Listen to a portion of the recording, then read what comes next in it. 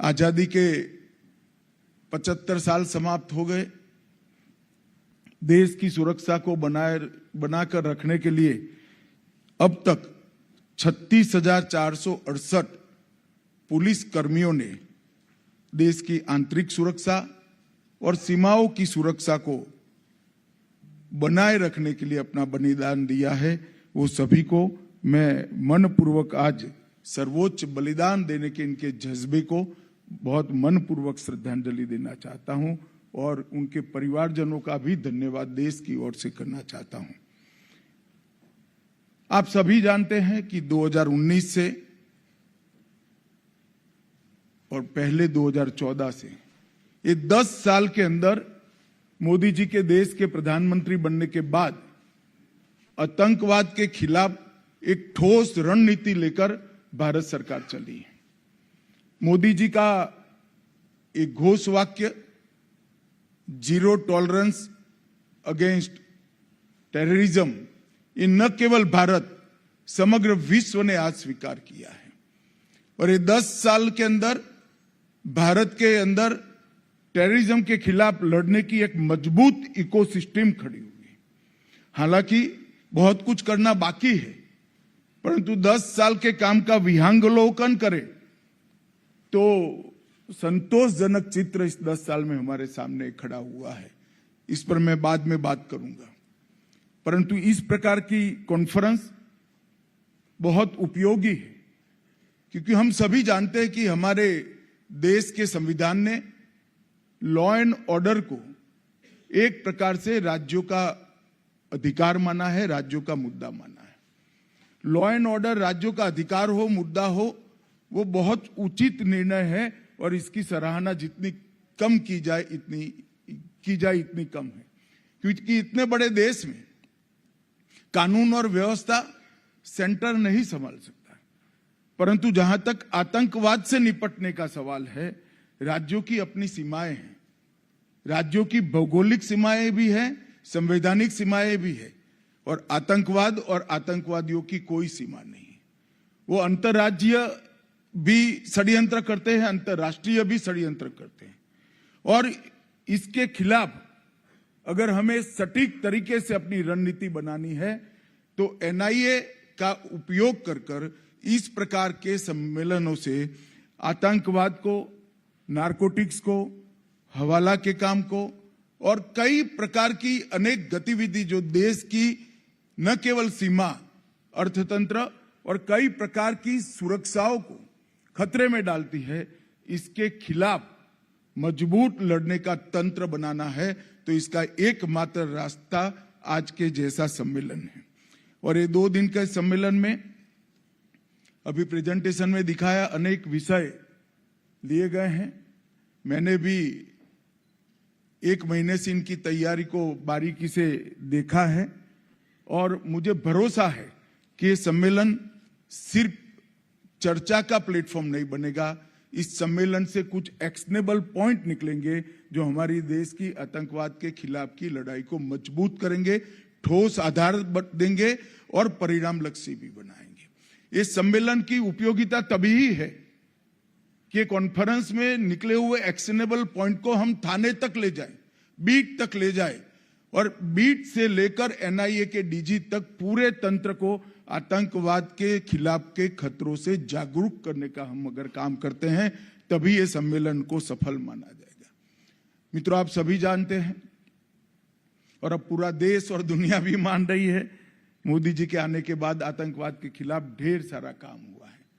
आतंकवाद के खिलाफ लड़ाई का मतलब ये नहीं है कि कुछ षड्यंत्र को पकड़कर उसका पर्दाफाश कर दिया जाए। आतंकवाद के खिलाफ लड़ाई का मतलब है आतंकवाद के खिलाफ लड़ने वाली एजेंसियों के हाथ कानूनी रूप से मजबूत किया जाए, एक ऐसी इकोसिस्टम बनाई जाए जिसके आधार पर आतंकवाद के खिलाफ की लड़ाई हमारी मजबूत हो।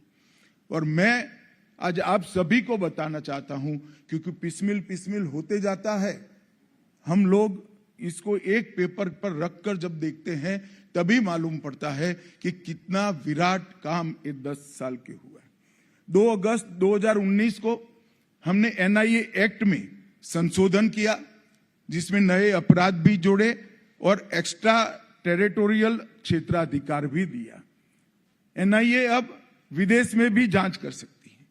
यूएपीए में भी 14 अगस्त 2019 को संशोधन किया और संपत्ति जब्त करने का अधिकार दिया और व्यक्ति को और संगठन को आतंकवादी घोषित करने का अधिकार भी हमने यूएपीए के तहत दिया, जिसका बहुत संयमित परंतु सटीक उपयोग ये 5 साल में हमारे तंत्र ने किया है।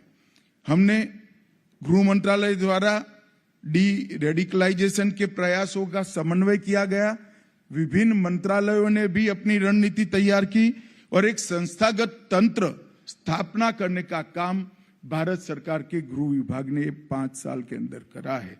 आतंकवाद की फंडिंग को नियंत्रित करने के लिए 25 सूत्रीय इंटीग्रेटेड योजना 2020 में बनाई गई, जिसमें आतंकवाद के हर स्वरूप को, जिहादी आतंकवाद से लेकर नॉर्थ ईस्ट के आतंकवाद से लेकर वामपंथी उग्रवाद से लेकर फेक इंडियन करेंसी नोटों से लेकर नारकोटिक्स तक ढेर सारे कदम उठाए गए। एफसीआरए से लेकर रेडिकलाइजेशन की फाइनेंसिंग से लेकर अवैध हथियारों की तस्करी तक 4 एजेंसियों में काम बांटकर सामंजस्य के साथ ये इकोसिस्टम को तोड़ने का काम किया गया और इसके बहुत अच्छे नतीजे मिले हैं।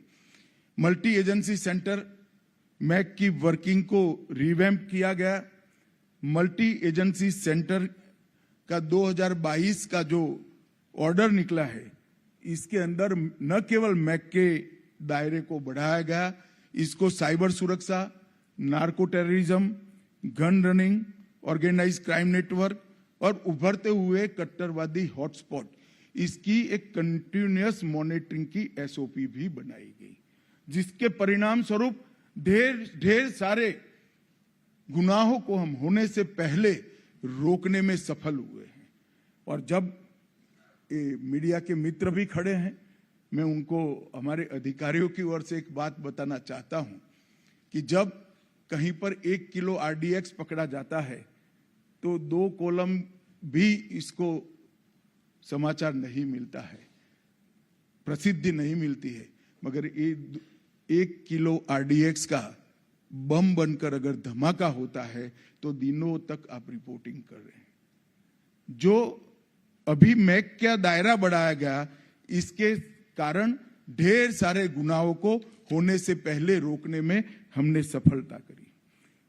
नेशनल मेमोरी बैंक को स्थापित किया गया और उसको प्रभावी रूप से लागू करने के लिए काम किया गया। इंफॉर्मेशन के आधार पर एक सेंट्रल डेटाबेस की रचना भी की गई।